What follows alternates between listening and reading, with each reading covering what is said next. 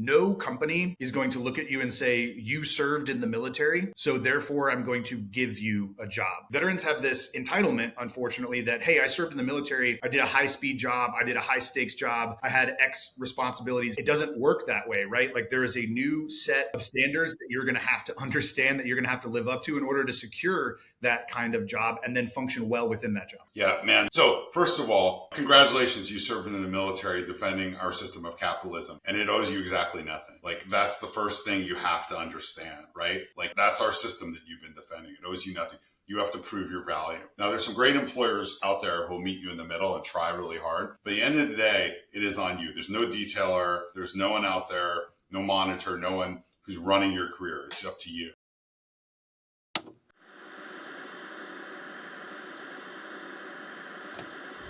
Is that much of it? That's not much of a change for you, right? My name is Kerry Kite. I used to load bombs in the Air Force, and now I'm a writer, a filmmaker, and an entrepreneur. Through using the post-9/11 GI Bill to go to college, working hourly jobs to pay the bills, and freelancing my way into a career, I've studied what it takes to successfully transition from service to civilian, and that study has become a conversation. On this podcast, I speak to other veterans, successful artists and entrepreneurs about their transition, what they did well, where they failed, what they learned, and most importantly, how they applied their skills. Episode 149 features Dan Goldenberg, a Navy veteran and the president of C.O.D.E. Endowment, the largest private funder of veteran employment in the world. Welcome. This is Veteran Made. Our merch store is live at store.veteranmadeproductions.com. Grab hats, t-shirts, and hoodies in both performance and tri-blend cotton fabrics. Use code VM-5OFF for 5% off your purchase. Veteran Made is also sponsored by GoPills, a military-grade nootropic that contributes to brain health over time.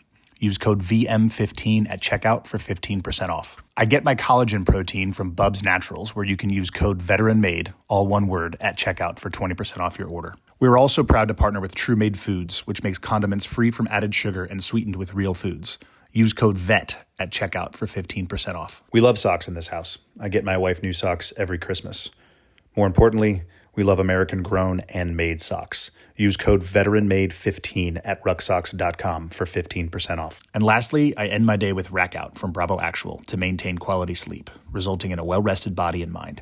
Use code VETERANMADE with a space between the words at checkout for 15% off your order. Enjoy the episode. All right, we are live. Good morning from the great state of Ohio for me. Good morning from the great state of California. Dan Goldenberg, welcome to Veteran Made. Thanks so much for having me, Kerry. Absolutely. Honored to have you and very excited for this conversation. For those who don't know, if you could give us a brief primer on who you are and where and when you served, and then we'll jump right in. Yeah. Dan Goldenberg, retired Navy captain, spent 9 years on active duty flying E-2C Hawkeyes, and then got out, went to business school. And my first day of business school was 9/11. Like many of us, I raised my hand to go back. This time into the reserves as an intelligence officer, did 18 years, in pretty active reserve service across that time, including 4 tours as a commanding officer, which was just a blast. But yeah, no, had a wonderful time both as an aviator and a spy, and made lifelong friendships and created, I think, incredible meaning in that time. And I feel like I'll never be able to give back enough to the community that allowed me to do that. I love it. Yeah, we'll talk about every boy's dream, aviator and spy. Quite the intro. I love it. Yeah. So tell us where you are now and what you're doing, what C.O.D.E. Endowment Fund is, and then we'll jump into it with some specific questions. Yeah. So we didn't set out to be this, but we are today the largest funder of veteran employment in the country, in the U.S. and the UK. Really, we started out back in 2007 when the CEO of Activision Blizzard at the time, Bobby Kotick, thought it would be really important to give back to the community that inspired Call of Duty, which, was then and is now the juggernaut that powers the company. Really it's based on, the inspiration provided by the military community. And so Bobby was very much into the arts and he went to Jim Nicholson, who was the VA secretary at the time, and said, "Hey, Jim, we want to give back in a meaningful way to the veteran community. What do you think about creating this program for veterans in the arts?" And it would be totally free to them. And he said, if you know Jim's like, "Bobby, vets don't need fucking free art. They need jobs." and so a lot of people would have turned off of that. Bobby, quintessential entrepreneur, was like, interesting. I wonder if this is something we can help with. So the theory was, hey, if we apply the disciplines that made Activision Blizzard a very successful company to the social problem, maybe we could succeed where, quite frankly, the government, the private sector, and the nonprofit sector at that point hadn't been successful. And so the endowment was launched in 2009. And honestly, at the beginning, it looked a lot like other corporate charities, big cardboard check and, I call it fire and forget philanthropy. But the disciplines of the company really came into it, even though the endowment's a legally separate entity. The board were the senior executives of the company. And after a year, they said, wait a second, we've given all this money. Why has nothing happened? And so ultimately, they hired me to come in and figure that out and create a system. They wanted a vet with business experience to come in and do this.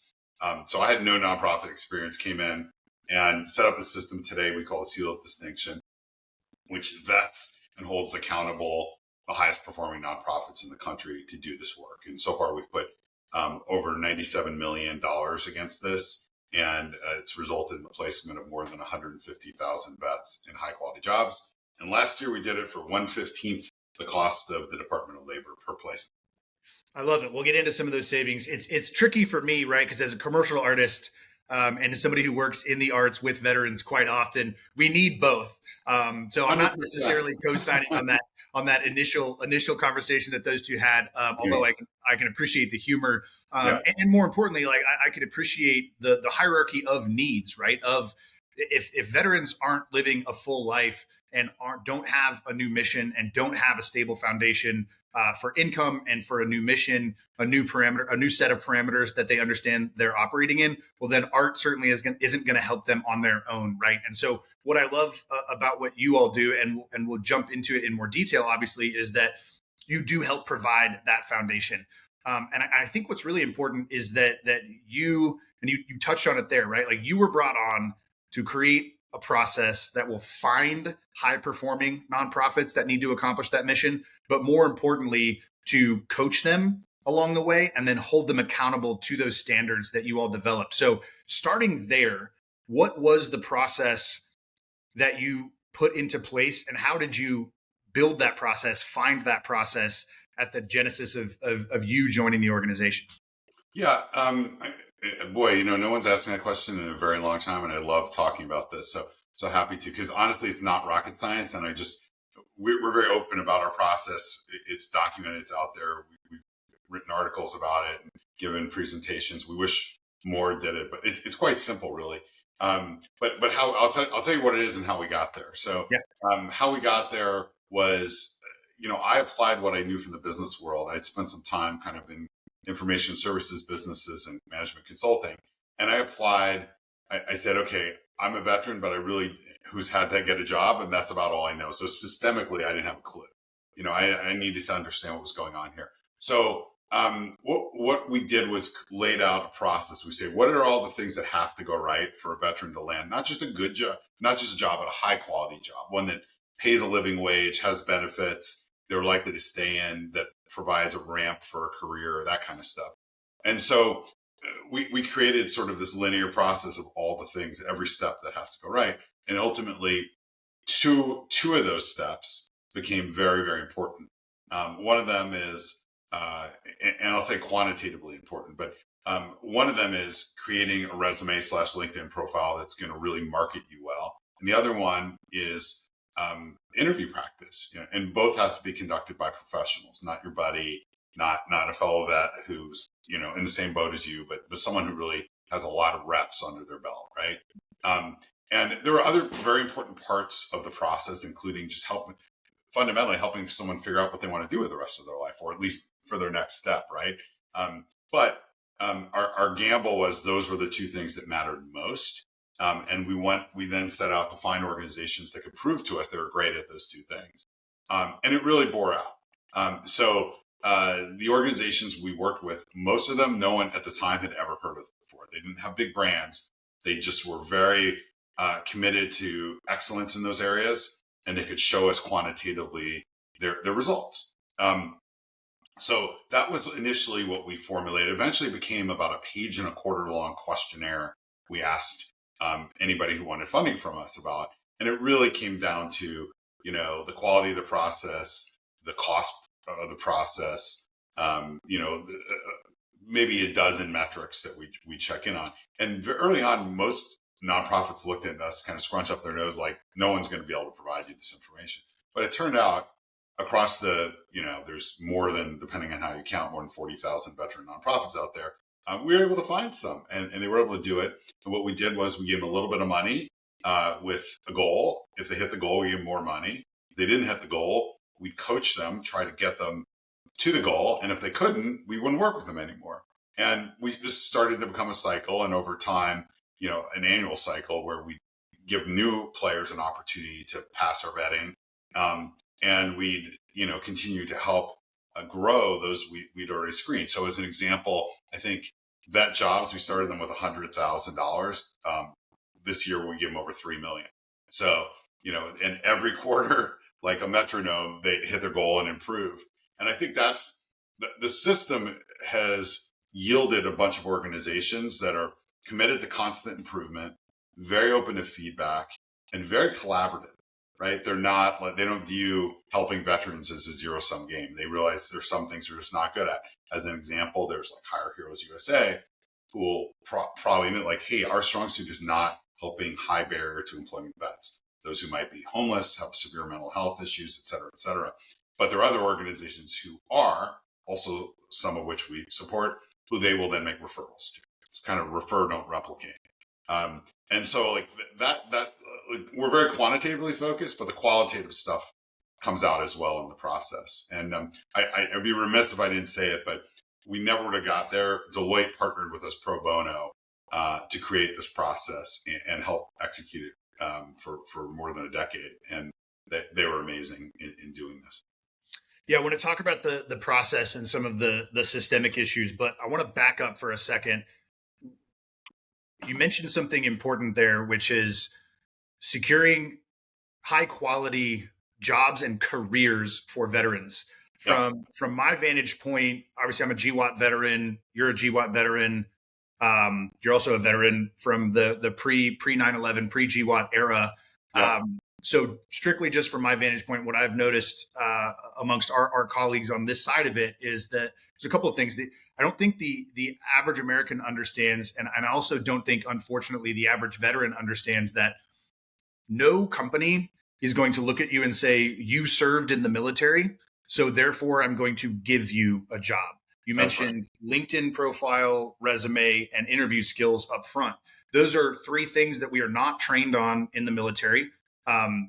TAPS doesn't focus on those three things. They have a lot on their plate, and they do great in certain areas. I think they fall short in this area, that's why it's great that there's organizations like yours out there and other organizations that you collaborate with to help in this area. But veterans have this entitlement, unfortunately, that, hey, I served in the military. I did a high-speed job. I did a high-stakes job. I had X responsibilities. Nothing drives me crazier than seeing senior enlisted or an officer revamp their LinkedIn to put the civilian equivalent of their job title at each of the units that they worked in.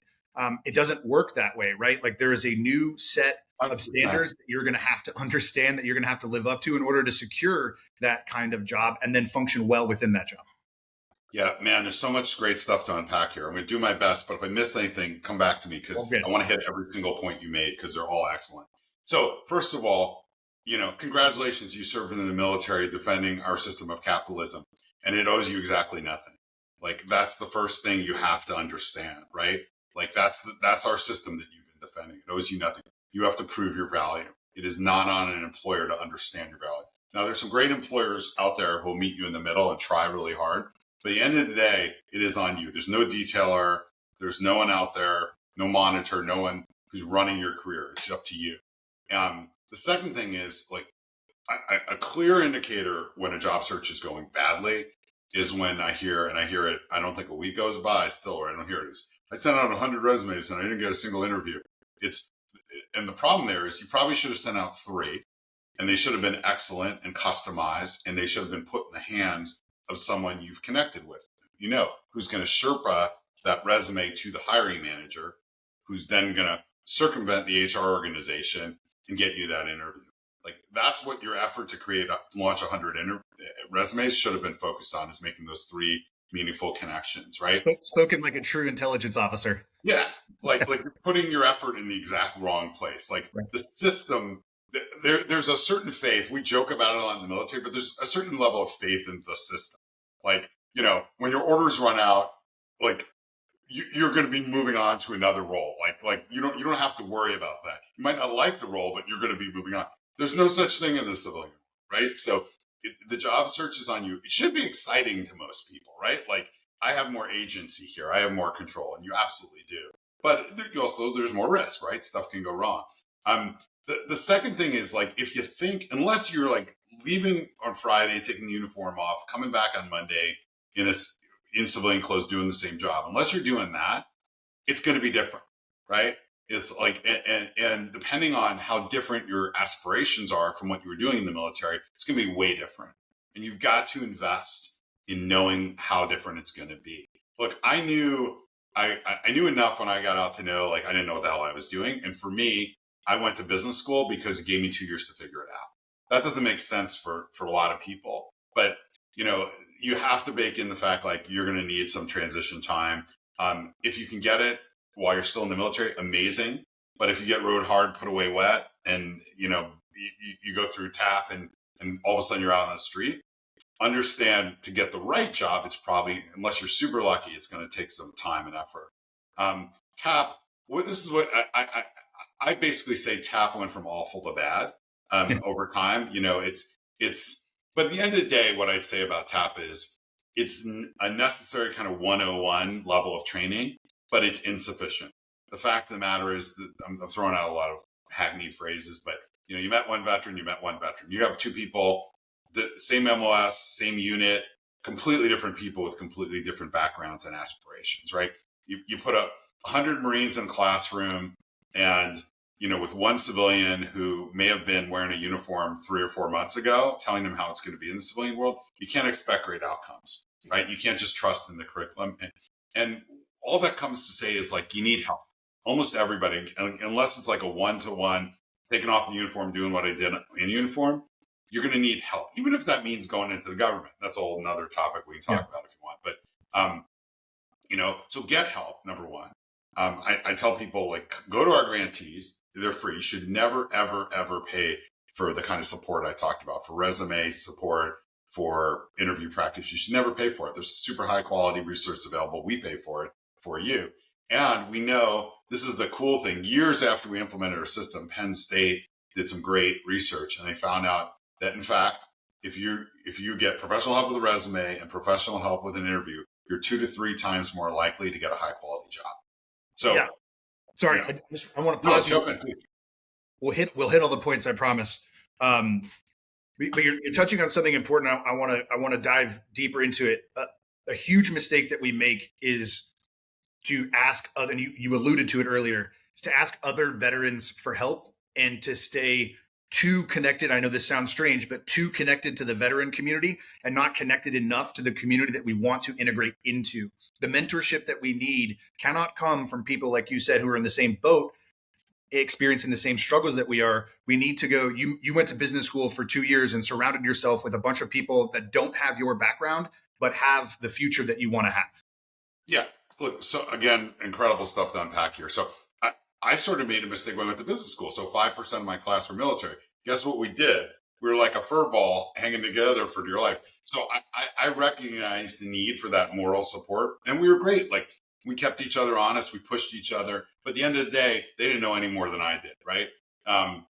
So what you have to do is grow your network beyond that military community. LinkedIn did a study that proved exactly what you said, Carrie, which is veterans have very, what they call insular networks. They tend to be veterans networking with other veterans. And that's great, especially if it's with veterans who've been out there for a while. And like, they're highly likely to help you, right? So that's great. But if they're just like you coming up, it's not doing a lot for you. I'm not saying don't add them to your network. It's just, you need to expand beyond that. Find that person who's going to tell you how it is. And I'd like to talk about that for a minute. And then be willing to carry water for you, to be a reference, to connect you with a hiring manager, ideally, that kind of stuff. But, there's this thing I call the leather jacket fallacy, which is like when I had to choose what I was going to do in the military out of the academy, I think like many people, I picked based on my image of what being an aviator was going to be, because they give you a free leather jacket. You feel like you're in Top Gun, and you don't know shit. You don't know actually what is a day in the life, a week in the life, a year in the like, what a deployment's like, what post-deployment's like, all this kind of stuff. You don't really know. And, if you were prior enlisted and then you become an officer, you might have experienced it, but you really don't know. And so the same is true in the civilian job market, right? You really don't know. And so doing informational interviews, reaching out to people, say, hey, not asking for a job, just want to understand what it's like to work at this company, this industry, this role, this function. Unbelievably helpful, right? Do your I guess, as you said, it's the intelligence officer coming through again, but it will pay in spades. And my biggest regrets in jobs I've held have been when I haven't done that, right? Mm. So do your homework, get to know people in the organization. And if you choose to work there, now you've got kind of an instant network in the company, which can be really beneficial. Yeah, don't be somebody who's looking for something, but be somebody who's looking to build a relationship, understand your new operating environment, understand the new terrain, right? I think another like veterans, service members and veterans are uniquely equipped to do that. And we don't actually understand how well we can do that. We're not told to do it, to your point. We don't think that we should. We don't understand this new operating environment. But if you go in and you build relationships, and treat it like sales, you're not trying to go in and sell yourself. You're actually just trying to go in and understand. Well, that's immediately going to put the person you're talking to, the people you're talking to, at ease, and they don't feel like they have to perform with you. They can just have a conversation with you, get you the information that you're seeking, and then who knows what you will learn and who knows what they will learn from a conversation like that. Yeah, absolutely. Now here's, you brought up the entitlement issue earlier, mm-hmm. and it's worth coming back to this. Yeah, I learned the hard way. I always would take calls, and still do, from veterans who are job seeking, who want to learn more, say, about the video game industry or the nonprofit world or environmental sustainability, another area I worked in. Always take the calls. Often from those calls, what happens is, hey, there's 2 or 3 more people the person says, I think you should talk to. If they offer that up, follow up. I used to make introductions, and I would tell you sometimes veterans would not follow through. And so I actually have a technique I knew when I do this now. I tell the person after call, I've given you a couple names, research them, email me back if you want to talk to them, and I will connect you. And a lot of times, I don't get the call back, and I thank goodness I didn't burn my network by reaching out and asking for that. But a lot of times I do, and it works out really well for people, right? It sort of takes a lot of people to help you triangulate on what you really want to do, and that's okay. People love to talk about what they do generally, yes. The good and the bad. It's surprising how open folks will be to that. Yeah, again, it comes back to building a relationship and creating a strong foundation. You're only going to get more reps and better reps each time you do that. The last thing you want to do is go into an interview for a great job that you want to have and fail at that interview because you don't have the reps of having conversations with these new people in these new environments. An example from me, when I first started this podcast, I had reached out to Jack Carr, who's a very famous person in our space, and he gave me an email address. He said, email my publicist and we'll get on the schedule and I'll come on your podcast. Would love to help other veterans. So I emailed this guy. The guy got back to me right away. Still have a great relationship with him because Jack comes back on annually. And he got back to me and he said, hey, Jack can come on in a year. And instead of getting disappointed that I had to wait a year to talk to this celebrity that I really wanted to have on my podcast to build my platform, I immediately reframed and said it to my wife too. I said, hey, I have a year to get better to interview my first high profile celebrity on the podcast. Right. And I don't say that in some sort of self-indulgent way, but it's more of like the reframe that we need to have. Like not every no is a no, and not every maybe is a no, and not every in a year is an immediate no. You have the opportunity to develop the reps that you need to develop to get the thing that you want to get good at in order to then perform at the level that you need to perform at. Yep. You got to do the work, right? You got to do your homework, got to do the work, got to be committed. But those are the people who get what they want. I won't, unless you want to hear it, tell you stories, but, I, I work with the Call of Duty Endowment's main focus is junior enlisted. Close to 90% of those we place were junior enlisted. We help everyone. And it doesn't even matter their paper status. Well, our grantees help everyone, but we're not picking the low hanging fruit. That said, the story I want to tell you is actually not about our work, but a good friend of mine going back 30 years, Hornet Pilot of the Year, Test Pilot of the Year in the Navy, super, good at everything he did. And when he got out, he had the courage to say, I'm not going to go to Boeing and do what I was doing. I want to do something totally different. And he did the work. It was so awesome to see it. He's like, I want to keep flying, but I want to live out in the middle of nowhere with some land. And I don't want to be in a narrow role. I want to be able to help design aircraft and fly them and sell them and do everything. Basically, general manager kind of profile. And he did the work in the interviews and he got that job and he's still in it today and he loves it, but it's a lot of work. And a lot of times people are like, I'll take the uniform off on Brian, put the uniform on Monday. But if you know yourself, you're like, that's who I am. I'm comfortable in this world. I want to stay there. That's totally cool. That's not a bad thing. You just need to be honest with yourself. But if you want to do something that's far away from what you did in the military, you got to do the work.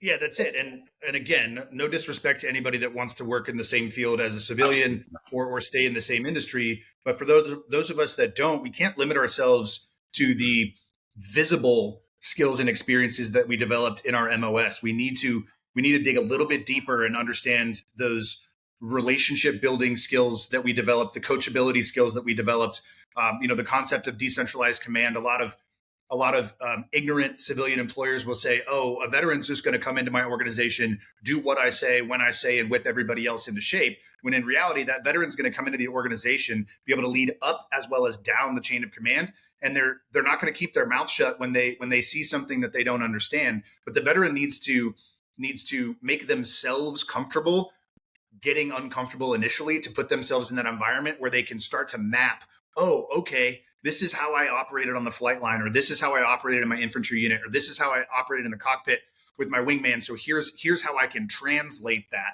But that's the work that needs to be done internally first. And that's not just going to be given to us. Yeah. At the same time, trying to do it yourself without any help is, you can do it. It's just, Sure. There are easier ways. And, coming to one of our grantees for free, they will help step you through this. You still have to do the work, but they'll put you on the path. They'll coach you. They'll tell you when you're right, when you're wrong. If you say, I want to be in a rock and roll band, they'll tell you that you don't have musical talent. Maybe you should do something else. Maybe you should be the lighting guy or something. But no, you need feedback, right? You need feedback. And the value of talking and working with someone who's seen this movie before many, many, many times is huge. Yeah. All right, so let's get into it. You mentioned that you primarily help junior enlisted veterans, which is helpful because that's a lot of the feedback that I get when I talk to other nonprofits or other funds, primarily geared towards aviators or towards SOF.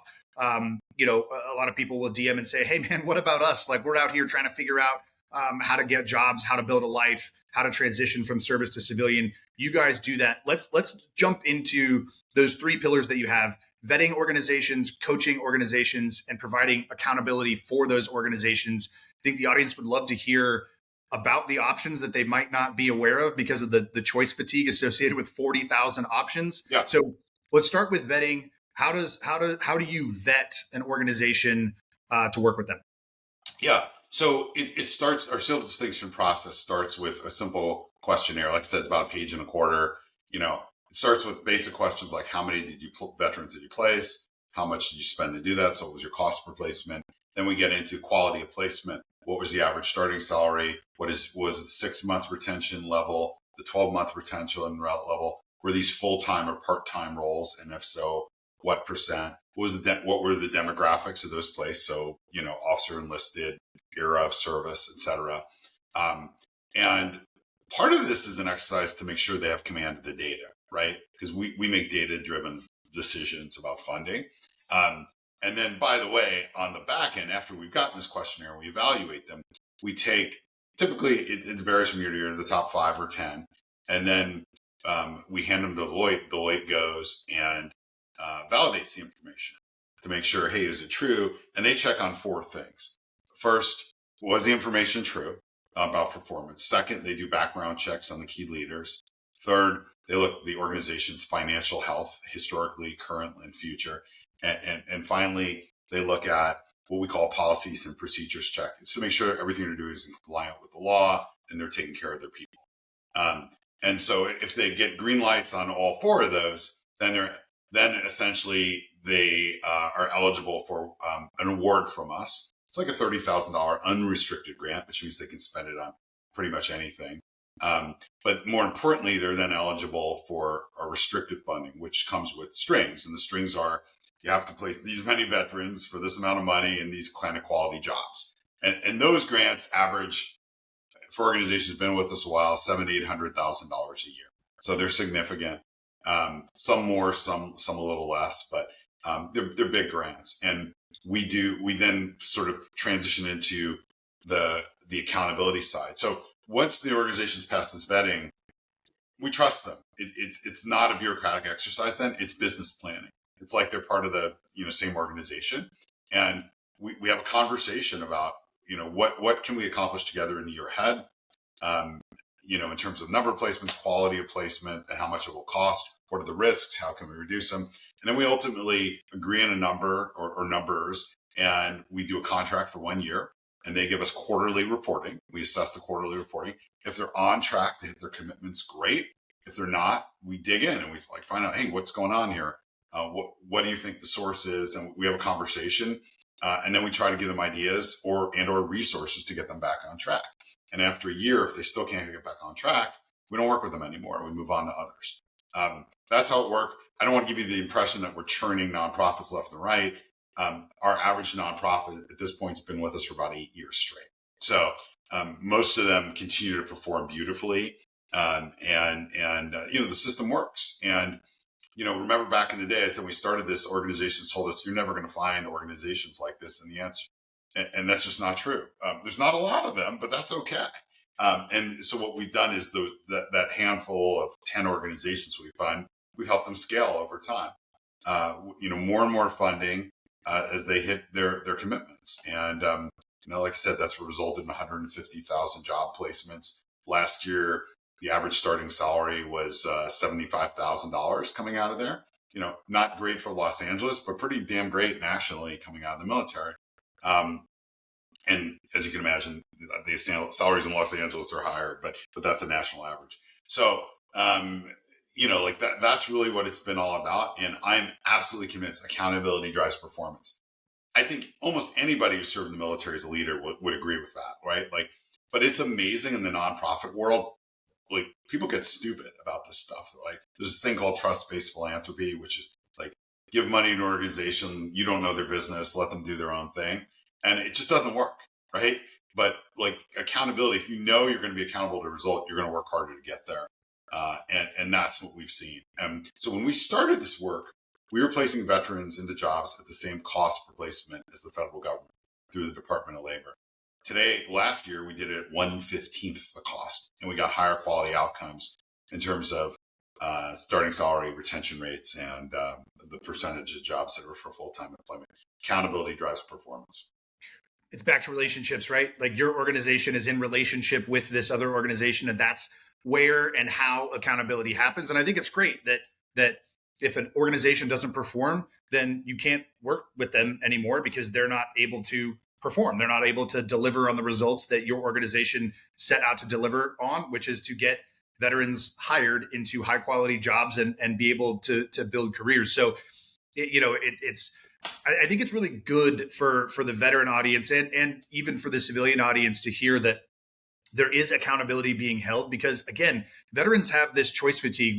We hear constantly the refrain that there's 40,000 plus VSOs and nonprofits out there. So we don't even necessarily know where to start. And new ones start up every single day. You get spammed on LinkedIn, you get spammed on social media. You don't actually understand how well they work, how well their program works, what their data is, what their financial health is. So if a user, the veteran, doesn't understand that there's a vetting process and a coaching process and an accountability process that's been put in place, well, then they're just going in blind. So I think it's helpful to hear that, hey, we are an organization that is creating a more narrow pool of options for you to choose from that have been vetted, that are being coached, and that are being held accountable. Yeah, absolutely. And we stand behind our partners. They're exceptional. And again, they're free for veterans. They should never pay a dime for this kind of help. And if you go to our website, C.O.D.E, and click on veteran support, you'll see them. And we'll connect you with them. They're terrific. There's some organizations that are better with veterans of different profiles. So I'd argue that Vet Jobs, they'll help any veteran, but they're exceptional if you're in the Guard or Reserve.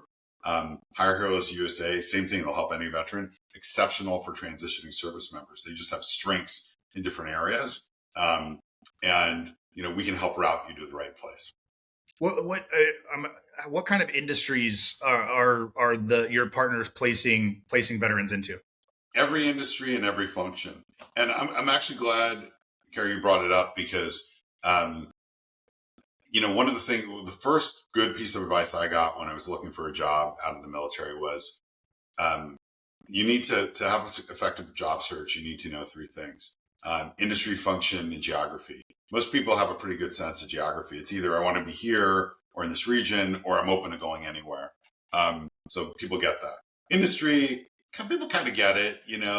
I will say they'll confuse industries with functions sometimes, but do I want to be in healthcare? Do I want to be in tech? Do I want to be in energy? Those are industries. Function is where a lot of service members get kind of lost in the sauce because it's different. The closest thing I'd say is like, what's your civilian MOS, if you will, but it's, or AFSC or whatever, but it's, the functions in the traditional corporate functions are sales, marketing, legal, comms, sometimes operations. But then I'll hear vets like, oh, I'm a project manager. I'm like, great. So is everyone in the corporate world. Generally speaking, if you're in a contracting firm or a defense contractor, you may have jobs called project manager, but that's not really a corporate function.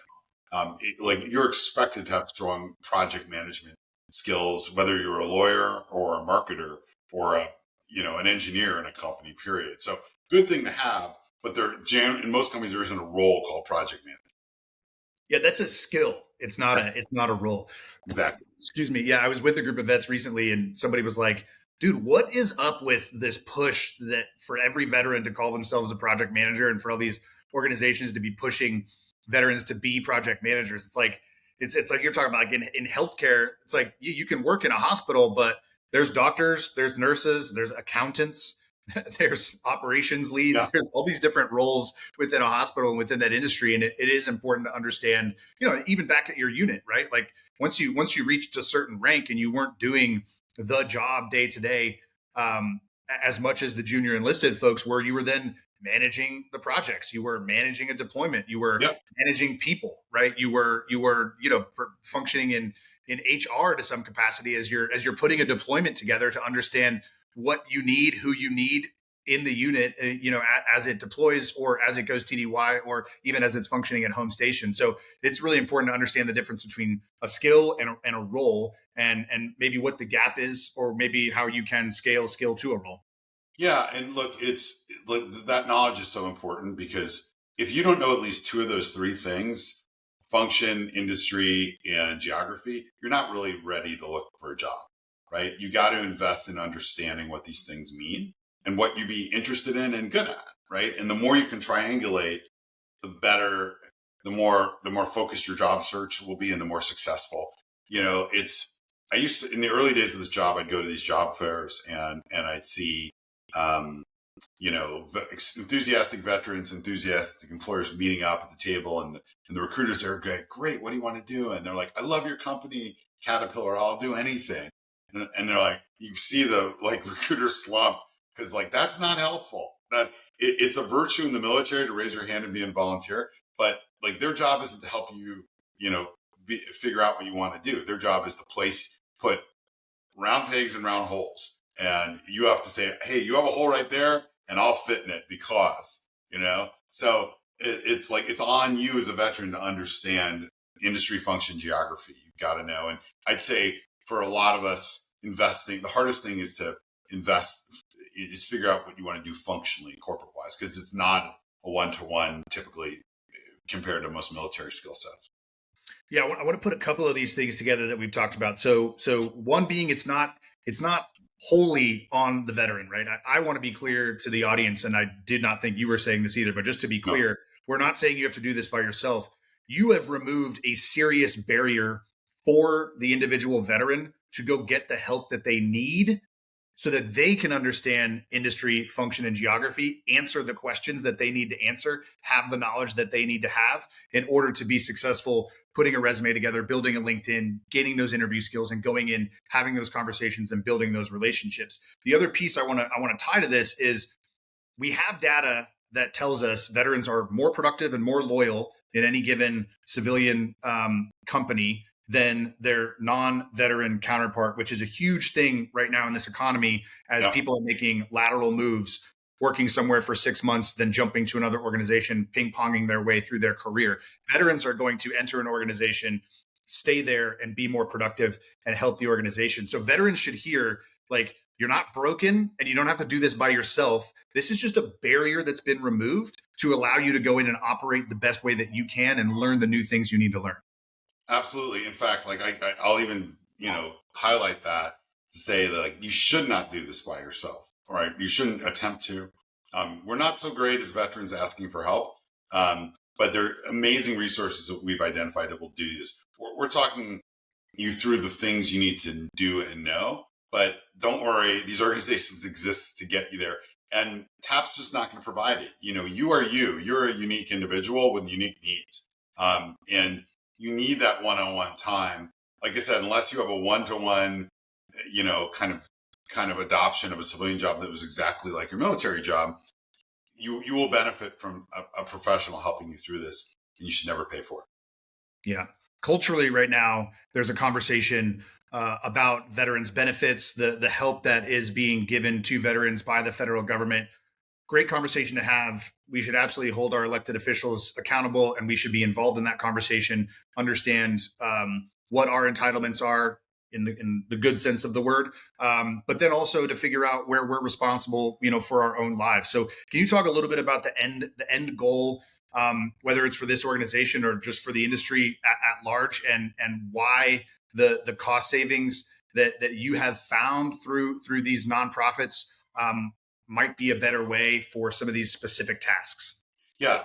Again, amazing questions, a lot to unpack here, but let me go back to one thing you said, which was, productivity and loyalty. So there is people throw the term business case around all the time, but for me, that means the end result is dollars, right? You're saying, like, you should do this because there's dollars there, incremental dollars that you wouldn't have otherwise. And so there's no question from Gartner data that shows that of over 1 million Fortune 500 employees, that veterans are more likely to stay at companies and they're more productive. There's no question. There's an absolute, as you average across populations, an absolute financial benefit to hiring veterans. Most big companies understand this. The key is achieving fit, right? It's the right job for the right person at the right time. And that's good for the veteran and that's good for the company. Nobody wants an unhappy employee, right? You're not going to be your best self if you're not excited to come into work. And they're not excited to have you come into work. So, like, fit matters, and it's a real crapshoot if you're trying to do that on your own. Getting help can ensure better quality fit. One of the problems, you also mentioned accountability. One of the things that's driven me nuts, I told you at the beginning, we were sort of at parity with the federal government's efforts, the Department of Labor job placement efforts. And today we're placing vets for 1/15 the cost. And we've been showing this. I have a graph on our website that shows you kind of the divergence. Like, we've been pretty steady at our for more than a decade. Our costs and government costs continue to go up, averages around 30% a year. There's only 1 year in the last that I know of in the last decade where the government's cost to place a veteran job went down. Only 1 year. They're not achieving the results in terms of salaries, retention rates, and placements into full-time work that our grantees are. And so it begs the question, like, why the hell are we putting money here? why is the taxpayers' money being spent anywhere between 150 to 180 million? I know in the context of the larger veteran budget, that doesn't sound like a lot, but that's the big effort for veteran employment that the federal government spends on. There's other money in the space, but there should be accountability. And every year, the House and the Senate do not hold the Department of Labor accountable to results. And it's a real problem. Like we were talking about before, accountability drives performance. And the fact of the matter is the federal government is crappy at putting vets in good jobs or helping vets get placed into good jobs. And our grantees are more agile. They react to the market. They adapt. They understand the needs. They have great relations with employers. And they adopt new technology and techniques that the government is just really slow to do.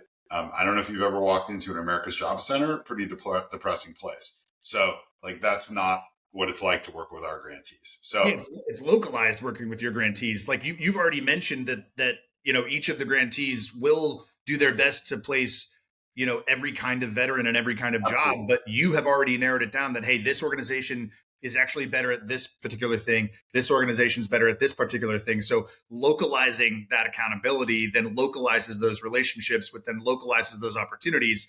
And the more narrow the focus, the broader the opportunities and range of successes. Yeah.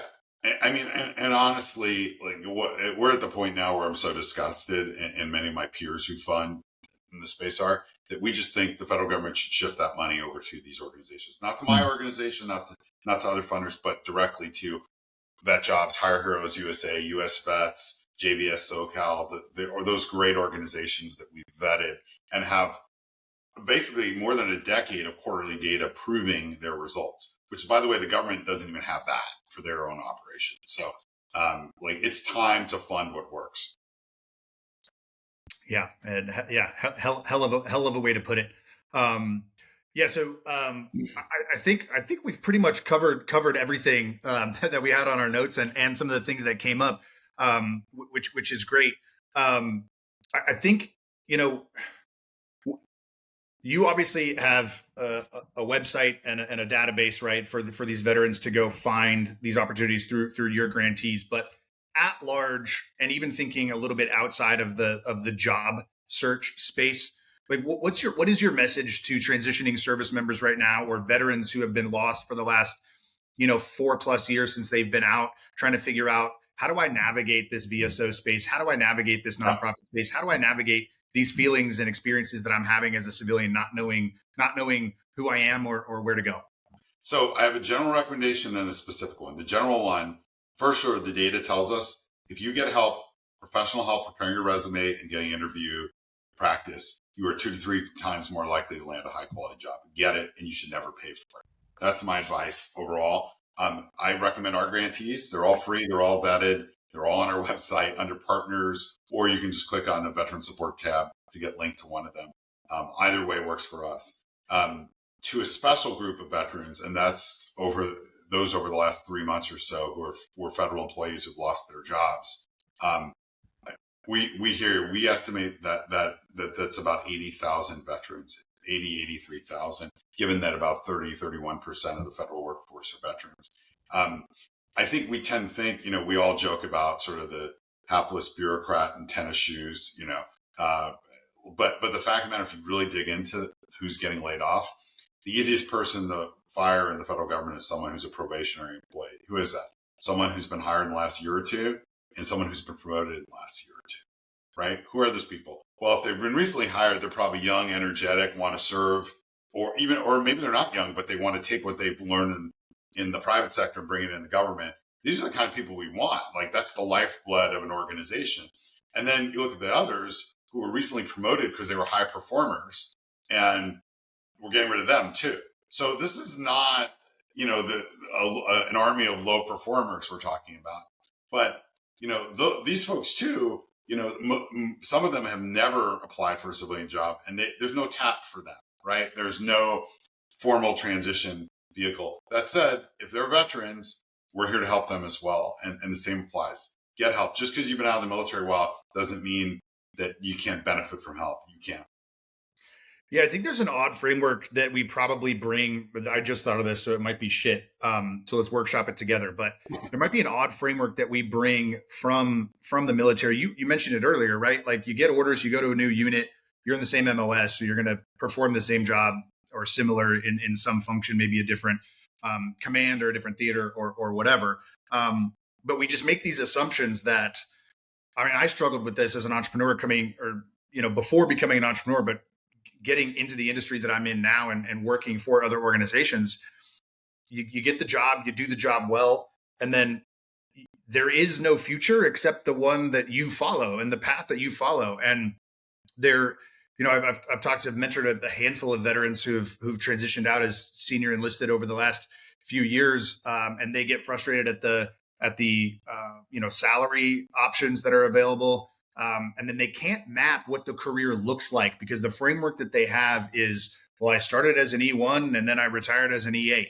And so I hit each one of those kind of jobs along the way. Well, now I don't have an understanding of what that, am I an E1 in the civilian world now? And like one particular guy I was like, hey, take the job, take the function in the industry and the geography. I didn't use that language, but looking back, that's what it was. He wanted to be in a certain part of the country. He wanted to have a certain function in a certain industry. The thing that wasn't matching for him was salary. And I'm like, all right, well, you're retired. So you have healthcare, you have pension, you have all of those things. If the only thing you're unhappy with is salary, take the job and work your way through it and see what happens. Don't sit around for 2 to 3 years and wait for the perfect salary or wait for the perfect opportunity. Sure enough, what did he do? He took the job. He's been promoted twice, earlier, faster than his civilian younger counterparts. Yep. And look, like you're moving from a military career is connect the dots. A civilian career is choose your own adventure. Right. So, that's the I hate to use the phrase, but the paradigm shift, but that's the mind shift that has to occur. It's like, you're in control, for better or worse. I mean, you're not always in control. You may be doing a great job and the company all of a sudden doesn't need your division anymore and you're laid off. But, you got to look out for yourself. You have to promote what you've done more for sure. That's just how it is. You have to market yourself. You can call it what you want. It's definitely not a natural act for most veterans. It wasn't for me. But the fact of the matter is you're in a competitive market, and if people don't know what you have to offer, they're not going to hire you. So like, that's how it works. It's not necessarily just, but that's again, the system that we've been defending, that's the competitive capitalistic system that you have to, learn to work with. Yeah, the system is what the system is. Like you can waste time and energy complaining about it, defending yourself and blaming the system, or you can dig in and work within the system and understand it. And Godspeed if you feel like you can change the system at some point in your career or in your life. But at the end of the day, it's a system you have to operate in, and so wasting any additional energy is not going to help you get what you want. Yeah, and look, I mean, you and I both know people who, like, they want to do something completely different and they just put their heads down. They did the work. They did the networking. I'll give you an example. A combat engineer from the Army I know, he wanted to be in biotech, right? Just think about the disconnect between there's zero overlap. And I will tell you, corporate recruiters are not the most imaginative people. So, they're like round hole, round peg, right? That's what they're looking for. So how do you whittle yourself from a square peg to a round peg, right? And he kept asking that question, like, what do you need to see from me for me to prove to you that I can be of value here? And he found people who told him, and they're like, you got to take a lot of biology classes, dude. Like, and he did all the work. And then he did, offered as a student. He said, look, this is for all those student vets out there. Being a student is a great position to be. Companies will talk to students in ways they won't talk to regular job seekers. And he said, I'd like to do a free project for you. Is there something on your list of a dozen things that you never get to that as a student I could do for you? And they're like, absolutely. He got 2 projects. He ended up getting hired at Genentech. And he's, 23 years later, still in the industry. But he did the work. Like, he worked it hard. He took anatomy, biology, he got the quals, if you will. And then he hustled and said, look, I'm willing to do work for you for free. And then after he did that, he was like, would you take me on as an intern? And they're like, sure. Yeah, we know who you are, dude. Well, no risk there. And, the rest is history. So that's another thing. Like, I'm amazed how many veterans say interns, that's for kids. I'm not going to be an intern. That's what I'm saying. Yeah. Yeah. Like, Yeah. put pride aside. I was an intern. I did it and it was great. And I learned the things I loved and the things I didn't love. And it's a great try before you buy kind of scenario. Yeah. That was one big mistake that I didn't do in film school, utilizing the GI Bill. So, the GI Bill, post 9/11 GI Bill covered my education. I got BAH. I had a job. So financially, I was in good shape. And because I was studying film, but wanted to understand business as well and copywriting and marketing style videos, I went to go meet with a couple of ad agencies locally to where I went to school. And I never thought to just offer myself an internship, right? To just say like, hey, can I just come intern with you guys? Because I want to learn. I was like, well, what are the job opportunities?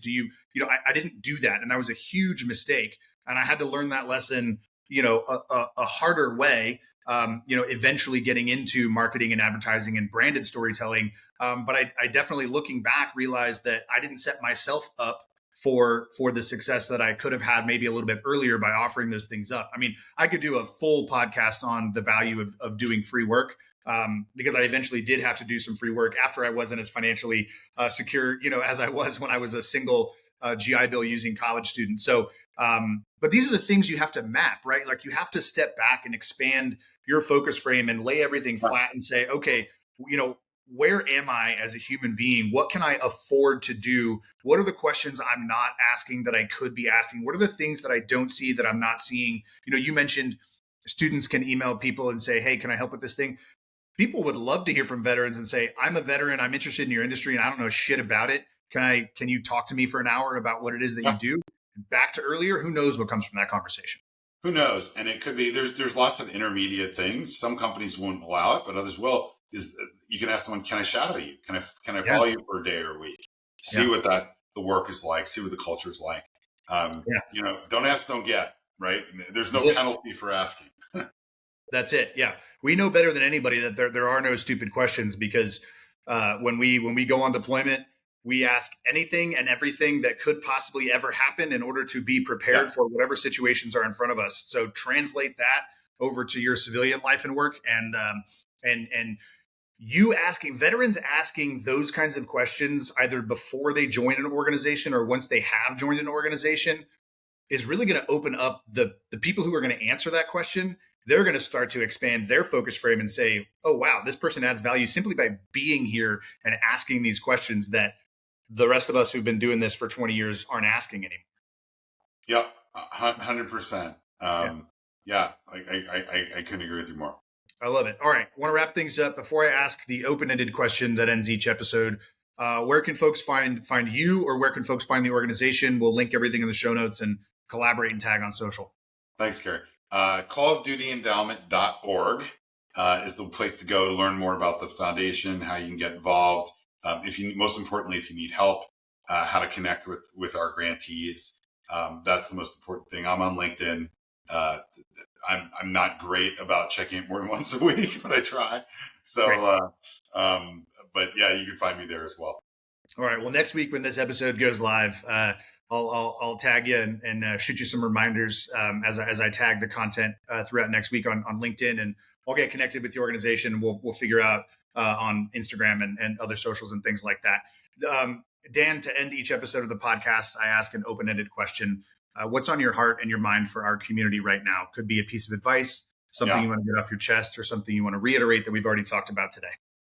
Veterans are an incredible asset for our community. The remarkable thing of the post 9/11 generation is 95% say after they take off the uniform, they want to continue serving in their communities. What an incredible asset. But you can't do that if you don't have a job. You don't have a job, you can't put a roof over your head, and all kinds of other bad things can happen. Like, a job is so critical. It's the number one thing veterans ask for, but yet less than 0.1% of the federal veteran budget goes to employment, and the amount they spend there is not efficient. So we have a great missed opportunity as a nation. The other thing that's really interesting is veteran employment is a national security issue. And the reason I say that is, if veterans are well employed, those other bad things are much less likely to happen. And it builds a notion in our society that serving the military is a good thing. Unfortunately, we're right now suffering through the lowest willingness to serve and recommend service since we've been measuring this as a nation since 1983. And it's because people think, hey, if you go in the military, bad things are going to happen to you. You're going to have bad outcomes as a veteran. In many ways, that is not true. In fact, you're going to have much better outcomes. But there's some areas, employment being one of them, where we need to do better. And so I'm hoping the politicians will start seeing veteran employment as a national security imperative and maybe get a little more serious about reform. Yeah, and until they do, you guys are in place, and so are the other organizations that you're working with. Yeah, I want to underscore that. I think it's really important we focus so much on mental health and physical health as a community, as service members and as veterans, and those things are vital for us to obviously spend some time, energy, and effort thinking about and working through. But we spend more of our time as human beings working than we do spend the rest of our lives doing anything else. Again, back to the system. That is just the capitalistic system that we live in. So we can fight it or we can work within it. So understanding that a strong work life is actually a strong foundation for a life period is a really, really important thing for people, but specifically for veterans to remember and understand. Well said. Dan, appreciate your time, appreciate your effort, appreciate the organization and all you do. And I'm sure we'll chat again soon. Thanks for having me, Kerry. It was fantastic. Cheers.